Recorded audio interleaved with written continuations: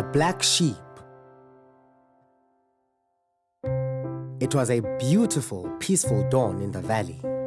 The light was soft and the world was very quiet until the sheep woke up. They all started talking at once and chattering and bleating about who said what to whom and why. Only one little black sheep didn't like noise. He liked peace and quiet, but the other sheep wouldn't leave him alone. Every time the black sheep tried to sneak away from the flock, they all came after him. He went to hide in the shade of a tall tree, but they came with him. He tried to hide behind it, but they went around the tree with him. "This is ridiculous," he thought to himself. "There must be somewhere I can be alone." The black sheep hopped onto the lowest branch of the tree. Then he climbed onto a higher branch and a higher one. One of the flock said, "Hey, where's Black Sheep?" They looked around and started to panic. "He's gone! He just disappeared!" Up in the tree, the black sheep stood very still. "Don't look up! Don't look up!" he thought. But one of them did. "There he is!" she bleated. "He's up in the tree!" The sheep couldn't handle the idea of anyone leaving the flock, so one by one, they started climbing up after him. The black sheep climbed higher, but they just kept on coming. The black sheep climbed and climbed. Below him, he heard the other sheep slipping on the branches and falling, and the soft thumps as their woolly bodies landed on the ground. "Let's wait for a bit," they told each other. "He'll have to come down eventually." So, the black sheep kept on climbing. He climbed up and up, through the mist, until he came out into the sunlight.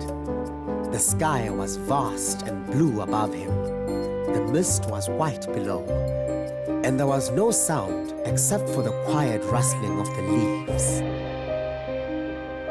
"I could live here forever," thought the black sheep. "I could eat the juicy leaves and drink the morning dew. I would never have to see or hear another sheep ever again." But something wasn't right. There was a chewing sound coming from just above him. Black Sheep looked up into a pair of eyes and a shaggy face. It said, and went back to chewing some leaves. It was a climbing goat. Black Sheep was annoyed. This was his tree. It didn't matter that the climbing goat had gotten there first. He didn't want to share it, but he also didn't want to make any noise. So he said, to the goat, and walked along his branch to get as far from her as possible. He edged further and further along the branch, which got thinner and thinner. Soon, he was standing on little more than a twig. "There," he thought. "Now I'm finally, properly alone."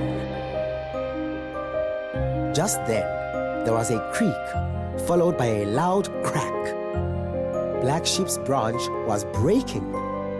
He held on for dear life, and forgetting the quiet, he called out, "Help!" The climbing goat leapt down and nimbly ran along the branch. She reached down and held the black sheep's wool in her teeth, just as the branch snapped and dropped down into the mist below. "Thanks," said the black sheep as she hoisted him back onto the branch.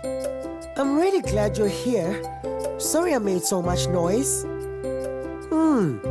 She said, and gave him a delicious, juicy leaf from the tree.